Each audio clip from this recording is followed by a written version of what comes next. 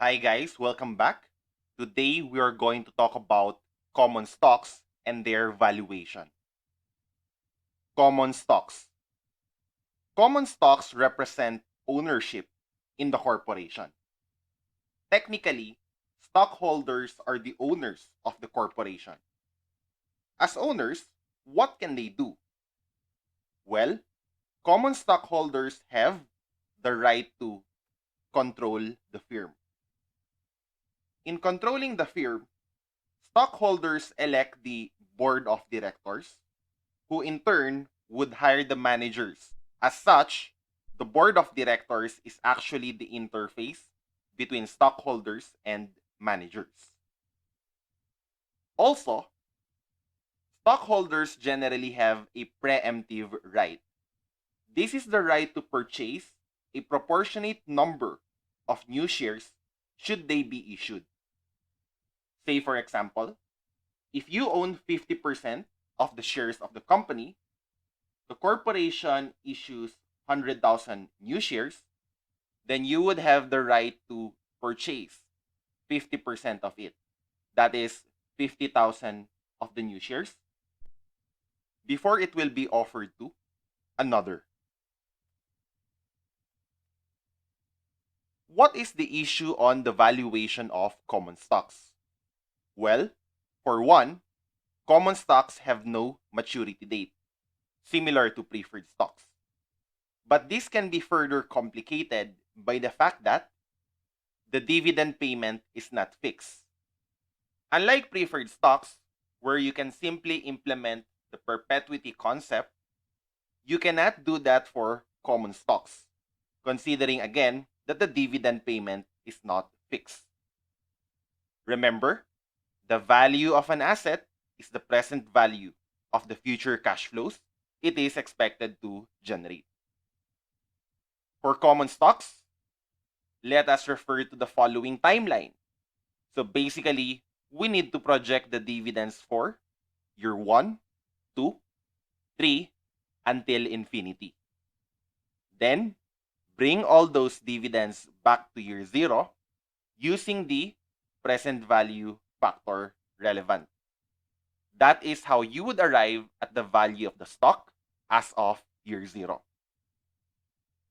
Now again, the issues on common stock valuation is that they have no maturity date and that the dividends are not fixed. So what model are we going to use in the valuation of common stocks? We have the constant growth model. This is also known as the Gordon growth model. According to this model, we can take the present value of all dividend payments from 1 year from now until forever using the following formula. The value of the shares as of year 0, that's today, is equal to the dividends 1 year from now, that's D1, over the required rate of return on equity, R sub S, minus G, which is the growth rate of the common stocks. It should be noted that for the formula to work, we shall assume that the growth rate will be constant from now until forever. That's why it's called the constant growth model. This assumption is reasonable if we are valuing matured companies. So if we would find a blue chip company which has stable cash inflows, we would say that there would be a modest but stable growth in the dividends for the years to come. To demonstrate how this works, let us refer to the following case. Sato is expected to pay a 1 peso per share dividend at year end. The dividend is expected to grow at a constant rate of 3% a year. The required rate of return on the stock, R sub S, is 14%. What is the stock's current value per share?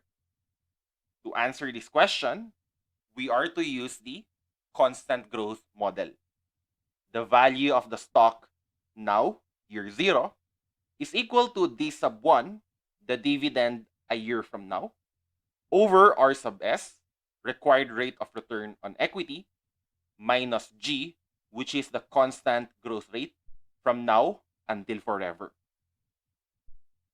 The dividend after a year is expected to be 1 peso divided by R sub S of 14% minus the growth rate of 3%. You would arrive at 9.09. So the value of the stock is expected to be 9.09. What does this mean? In the case of Sato, if we are to project the cash flows 1 year from now until forever, we would have 1 peso 1 year from now. It will grow by 3%, 1.03, 2 years from now, another 3%, 1.0609, 3 years from now, and so on until forever. Unfortunately, we cannot do such a calculation. So what the constant dividend growth model basically does is to take the present value of all of these cash flows and bring them back to year 0. So as of year 0, the value of the stock is expected to be 9.09. What if the company is not yet matured? Well, we can make some adjustments in our valuation technique. Let us project the cash flows from now until some point in the future where the cash flows will be growing at a supernormal or a non-constant growth rate. This will end in what we call the terminal year, also known as the horizon year. From this point forward until forever, the cash flows will be expected to grow at a constant rate. At this point, the company is now matured. By doing such adjustment, we would be able to arrive at the value of the stock easily. To demonstrate how this is done, let us refer to the following case. Puso Enterprises just paid a dividend of 5 pesos. It is expected to have a non-constant growth of 20% for 2 years, followed by a constant rate of 3% thereafter. The equity's required rate of return is 10%. So this is what we're going to do. We're going to project the cash flows 1 year from now until forever.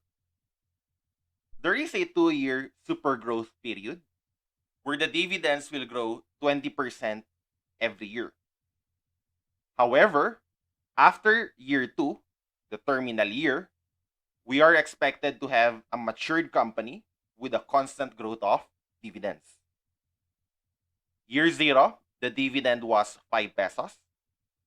Year 1, it is to grow by 20% to 6. Year 2, it will grow again by another 20% to 720. Year 3, it will grow by 3%. The constant growth rate. Until forever, it is expected that the growth rate will be 3%. Remember to ignore any cash flows that were received in the past. So, the first step of this valuation is to arrive at the present value of cash flows from year 3 until forever, since we can implement here the constant growth model.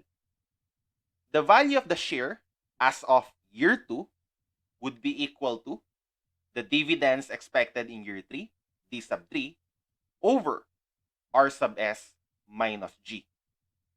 This is equal to 7.416 divided by the difference of 10%, the cost of equity, and 3%, the growth rate. That would give you the value of the share as of year 2 at 105.94.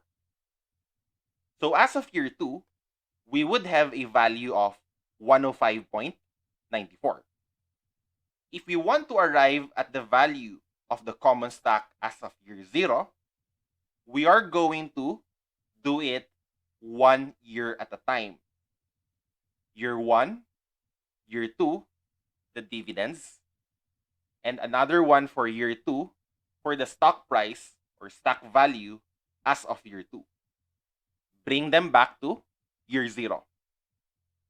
The PV factor for 1 year, 10%, is 0.9091. 6 times 0.9091 plus the PV factor for 2 years, 10%, 0.8264. 720 times 0.8264, as well as 105.94 times 0.8264. If we are going to take the sum of these three products, we would have 98 pesos and 95 centavos, the value of the share as of year 0. So this is how we do valuation of a common stock using dividends as the basis for our valuation. If you find this video helpful, please like, share, and subscribe.